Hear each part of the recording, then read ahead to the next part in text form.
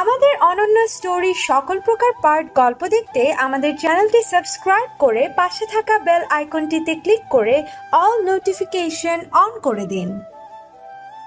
ছাদে এসে পকেট থেকে একটু আগে কিনে নিয়ে আসা সিগারেটের প্যাকেটটা বের করলাম। কি ভাবছেন আমি এখন সিগারেট খাবো? না ভাই, আমি বাবা মায়ের যতই বকে যাওয়া সন্তান হই না কেন, নেশা জাতীয় দ্রব্য ছুঁয়েও দেখিনি। সিগারেটটা জ্বালিয়ে হাতে নিয়ে বসে থাকাটাই আমার অভ্যাস। এতে কেমন যেন অদ্ভুত একটা শান্তির ভাব আসে মনে। যাই হোক, কিছুক্ষণ ছাদে কাটিয়ে নিচে রুমে চলে আসি। এসে দেখি আঁখি ঘুমিয়ে আছে। ওর ঘুমন্ত মুখটা কত মিষ্টি, একেবারে বাচ্চাদের মতো, দেখলেই আদর করতে ইচ্ছে হয়। কিন্তু সেই সাহস আমার আছে কই? বাই চান্স ঘুমটা ভেঙে গেলে আমার ঘাড় মটকে দিবে মেয়েটা। আর কি, এখন সোফায় শুয়ে আখির মায়াবী মুখটি দেখতে দেখতে ঘুমিয়ে পড়লাম।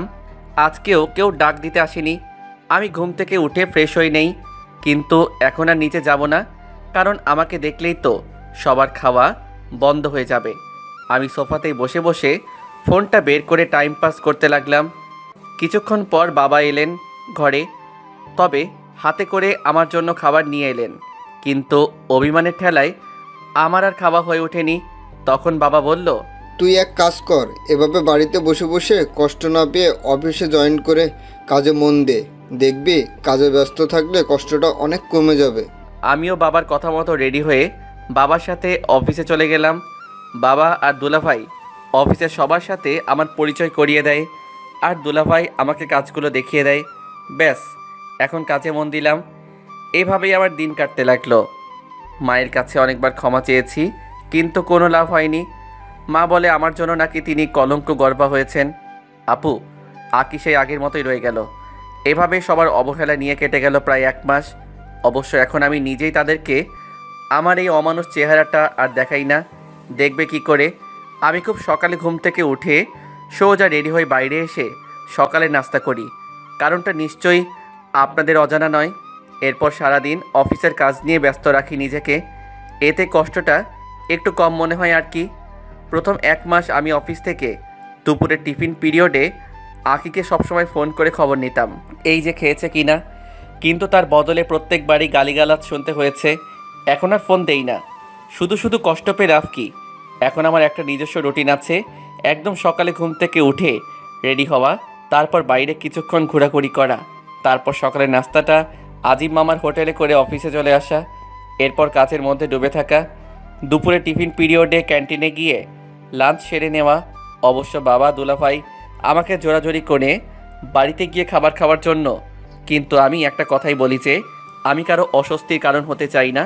তারা আর কিছু বলতে পারে না। অফিস শেষে আমি বন্ধুদের সাথে আড্ডা দিয়ে অনেক রাত করে বাসায় ফিরি, যখন সবাই ঘুমিয়ে পড়ে। এতে হয়তো আঁকি খুবই খুশি, কারণ আমার চেহারাটা আর তাকে দেখতে হয় না।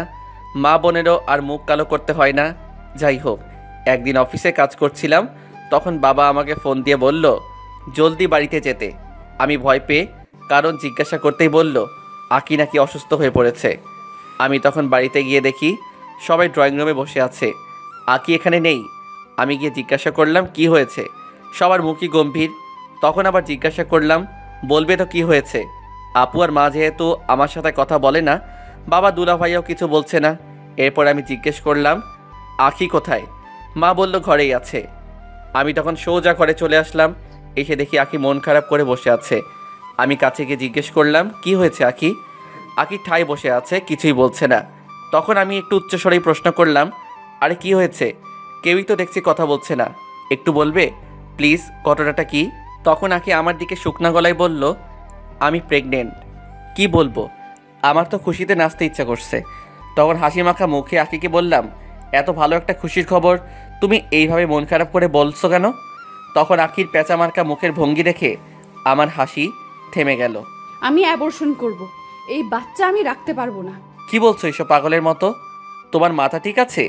তখন আমি রেগে যাই আর চেঁচিয়ে চেঁচিয়ে বলে আমি তোর মতো নোংরা চরিত্রহীন বদমাইশ ছেলের সন্তান আমার পেটে রাখতে পারবো না। আমার নিজেকে ডাস্টবিনের মতো লাগছে। এই সন্তানও তোর মতো একটা অমানুষী হবে। তাছাড়া ওই দিনটার কোনো স্মৃতিই আমি রাখতে চাই না। আখির এই কথায় আমার রাগ উঠে যায়। আমি রেগে গিয়ে ওকে থাপ্পড় মারতে যাব, তখন দেখি মা আমার হাত ধরে ফেলেছে, তারপর আমার গালেই থাপ্পড় বসিয়ে দিল। আইসে গরিবের মাদার তেরেসা, নিজের ছেলের কষ্টটা দেখতে পাচ্ছে না, অথচ বাইরের একটা মেয়েকে নিয়ে কি ন্যাকামো। মা তুমি জানো না এই মেয়েটা কি বলেছে? এ একটা নিষ্পাপ শিশুকে অপবাদ দিচ্ছে, যার এখনো জন্মই হয়নি। আবার বলছে আঁকি নাকি এই বাচ্চাটা রাখবে না। তুমি বলো মা, ওর কাজটা কি ঠিক হবে? তখন মা যা বলল তাতে আমার পায়ের মাটি যেন সরে গেল। মা এই কথা কি করে বলতে পারলো? মা বলল যে, তোর মতো সন্তান না হওয়াই ভালো। এর কি গ্যারান্টি আছে যে বাচ্চাটা বড় হয়ে তোর মতো হবে না? আমার মতে আখে যেটা ঠিক মনে করেছে সেটাই করুক। মায়ের পায়ে পড়ে গেলাম। মা এসব কী বলছো তুমি? আমার ভুলের জন্য একটা নিষ্পাপ শিশুকে কেন শাস্তি দিচ্ছ? তোমরা আমাকে যে শাস্তি দিচ্ছ আমি তো তা মেনে নিয়েছি। তোমাদের যদি আমাকে আরও শাস্তি দেওয়ার ইচ্ছে হয় তাহলে আমাকে দাও প্লিজ।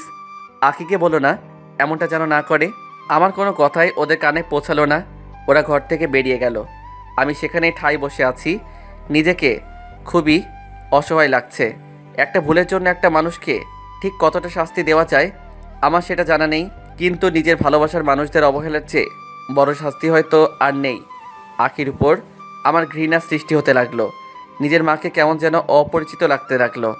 ওই দিন আর বাইরে বেরোইনি, ঘরের ভেতরে ছিলাম। রাতের বেলা ছাদে চলে যাই। রাতের আঁধারের সাথে নিজের সকল দুঃখগুলো মিশিয়ে দেওয়ার চেষ্টা করলাম, যাতে সকালে সূর্যের স্নিগ্ধ আলোর সাথে সাথে আমার দুঃখ কষ্টগুলো মিলিয়ে যায়। কিন্তু সে চেষ্টা বৃথা। হঠাৎ করে বৃষ্টি শুরু হলো। বৃষ্টি আমার তেমন ভালো লাগে না, কিছুক্ষণ ভিজলেই জ্বর এসে যায়। কিন্তু আজকে কেমন যেন অদ্ভুত রকম ভালো লাগা কাজ করছে। বৃষ্টির ফোঁটায় ফোঁটায় যেন আমার কষ্টগুলো ধুয়ে যাচ্ছে। আমার শরীর, মন, মস্তিষ্ক সব যেন কেমন ঠান্ডা হয়ে আসছে। এই যেন এক অনন্য অনুভূতি। যতক্ষণ বৃষ্টি ছিল ততক্ষণই ভিজলাম। বৃষ্টি থামার পর ছাদ থেকে নেমে পড়ি, তারপর ওয়াশরুমে গিয়ে চেঞ্জ করে নেই, তারপর সোফায় গিয়ে শুয়ে পড়ি। রাতে খুব জ্বর আসে। সকালে চোখ খুলতেই দেখি বাবা আমার মাথায় জল ঢালছে। তারপর আমাকে খাবার খাওয়ার জন্য বলে, আমি না করে দেই। তারপর আমাকে বিছানায় শুইয়ে দিয়ে চলে যান তিনি জানেন আমি যখন একবার বলেছি যে খাবো না, তার মানে খাবো না। কিছুক্ষণ পর একটা ফোন আসলো। প্রথমবার ধরতে পারিনি, তাই আবার ফোন দিলে ধরতেই ওপাশ থেকে দুলাভাই বলল আখি নাকি আপুকে নিয়ে হাসপাতাল গেছে অ্যাবর্শন করার জন্য। আমি তখনই বাড়ি থেকে বেরিয়ে আসলাম। যদিও জ্বর এখনও আছে, কিন্তু আমি না গেলে অনেক বড় ক্ষতি হতে চলেছে। গাড়িতে উঠে আপুকে ফোন দিলাম, ধরছে না। তখন আখিকে দিলাম, কিন্তু কোনো সাড়া নেই। অনেকবার ট্রাই করার পর আপু ফোন ধরলো। জিজ্ঞেস করলাম তারা কোথায় আছে। আপু অনেক বিরক্তি নিয়েই উত্তরটা দিল। আমি সোজা হাসপাতালে চলে এলাম। পৌঁছে দেখি আপু আর আখি হাসপাতালে সবে গাড়ি থেকে নেমেছে। আমি গাড়ি থেকে নেমে দৌড়ে তাদের কাছে যেতে চাচ্ছিলাম, কিন্তু আমার শরীর খুবই দুর্বল। কোনো মতে তাদের নাগাল পেলাম। আমি গিয়ে তাদের পথ আটকাই। এরপর বললাম, কি করতে যাচ্ছ তোমরা? আমি এটা কিছুতেই হতে দেব না। যাই হোক যাক না কেন, আমি তোমাদের আমার সন্তানকে এইভাবে মারতে দিব না। আমি আকির হাত ধরে টানতে লাগলাম। কি বলবো, আমার শরীর তো খুবই দুর্বল। আমি আকির সাথে পেরে উঠলাম না। তারপর কোথা থেকে যেন দুজন লোক এসে আমাকে ধরে হাসপাতালের গেট দিয়ে বের করে দেয়। আমার মাথাটা কেমন যেন ঘুরতে লাগলো, যার কারণে আমি কোনো দিকে হাঁটছি সেটা বুঝতে পারছি না। কিন্তু আমি হাঁটছি, তাদেরকে আমায় আটকাতে হবে। তখন হঠাৎ করে কিসের সাথে যেন প্রচণ্ড ঝরে ধাক্কা খেলাম। আমি মাটিতে লুটিয়ে পড়লাম। বন্ধুরা, এতক্ষণ আমরা ফ্ল্যাশব্যাকে ছিলাম, এখন চলুন বর্তমানে ফিরি। আমার আশেপাশে লোকজনের আওয়াজ শুনতে পারছি, কিন্তু চোখ খুলতে পারছি না। আমি অজ্ঞান হয়ে যাই। আমার যখন জ্ঞান ফিরে তখন দেখতে পাই আমি হাসপাতালের বেডে শুয়ে আছি, কিন্তু মাথা তুলতে পারছি না। আমি ওঠার চেষ্টা করতেই নার্স আমাকে বলল, আরে আপনার জ্ঞান ফিরেছে তাহলে? আপনি জানেন আপনি কতদিন ধরে অজ্ঞান অবস্থায় ছিলেন? মানে কি বলতে চাচ্ছেন? আমি কতদিনে অজ্ঞান ছিলাম? জি স্যার, আপনি আজ নিয়ে 25 দিন অজ্ঞান অবস্থায় ছিলেন। শুনে তো আমার মাথায় বাজ পড়ল। 25 দিন আমি অজ্ঞান ছিলাম? তখন নার্স বলল, স্যার আপনি রেস্ট নিন, আমি আপনার স্ত্রীকে খবর দিচ্ছি। বলতে হয় স্যার, খুব কপাল করে এমন স্ত্রী পেয়েছেন। আজকালকে তো হাসপাতালের নার্সদের উপরে দায়িত্ব দিয়ে চলে যায় বাড়ির লোক, কিন্তু আপনার স্ত্রী দিন রাত আপনার কাছে বসেছিলেন, আপনার সেবা যত্ন করতেন, এবং উনি কি একটা কাজে বাইরে গেছেন। তারপর নার্স চলে যায়। আমি এবার খুব ভালো রকম অবাক হলাম। আকি কি করে সম্ভব? সে তো আমাকে সহ্যই করতে পারে না। তাছাড়া আমার বাড়ির লোকেরাই বা কোথায়? নার্স তো তাদের কথা কিছুই বলল না। তারা কি এখনও আমার উপর রেগে আছে? যদি তাই হয় তাহলে বাবা দুলাভাই এরা কোথায়? এসব ভাবতে ভাবতে আমার মাথা চট পাকিয়ে গেল।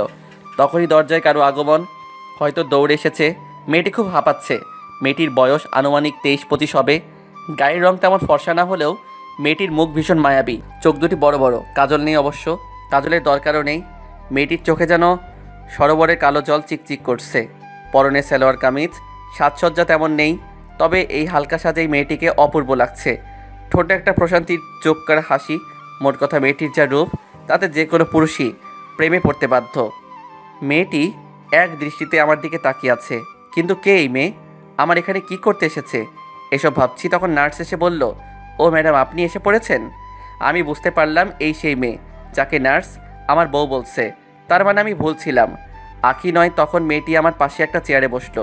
পুরো রুমটা একটা মিষ্টি গন্ধে পড়ে গেছে, যাকে বলে মাতাল করা সুগন্ধ।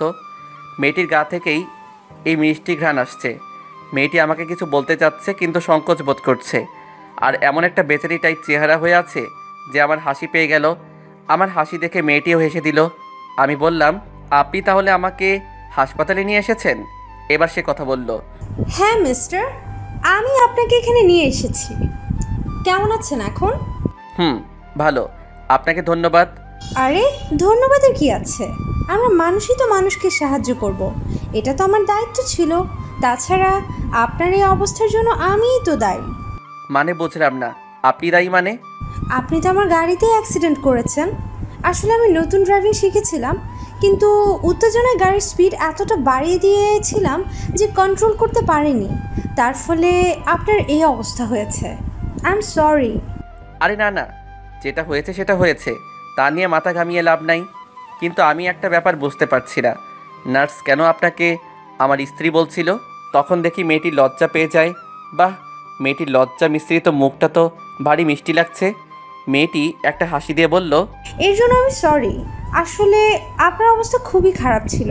যেহেতু অ্যাক্সিডেন্ট কেস, তাই ডক্টরের চিকিৎসা করতে চাইছিল না। তাই আমি বাধ্য হয়ে বলি যে আমি আপনার বউ। সেটা তো বুঝলাম, কিন্তু নার্স বলছিল আপনি নাকি আমার দিনরাত সেবা করছেন। এটা তো করতেই হতো, আমার জন্যই তো আপনার এই অবস্থা হয়েছে, তাই না? আমি ভাবছি কি আশ্চর্য, আমার নিজের লোকেরা আমাকে ফেলনা করে রেখে দিয়েছিল। আর এই মেয়েটাকে আমি আগে কখনো দেখিও নি, না ছিল কোনো পরিচয়। অথচ মেয়েটা নাকি আমাকে সেবা করে সুস্থ করে তুলেছে, আর নিজের ভুলের জন্য বারবার ক্ষমাও চাচ্ছে, যেটা নাকি সে নিজের অনিচ্ছায় করেছে। কত পার্থক্য এই মেয়েটা আর আমার আপনজনদের মধ্যে। বিশেষ দ্রষ্টব্য, ভুল ত্রুটি ক্ষমা ও সুন্দর দৃষ্টিতে দেখবেন। আর ভালো লাগলে লাইক কমেন্ট করে সাথে থাকবেন। আপনাদের লাইক কমেন্ট দেখলে মনে হয় গল্পটা আপনাদের ভালো লেগেছে এবং আপনারা গল্পটা পড়েছেন, আর তাতে করে আমারও পরবর্তী পর্বটা দেওয়ার আগ্রহ বেড়ে যায়।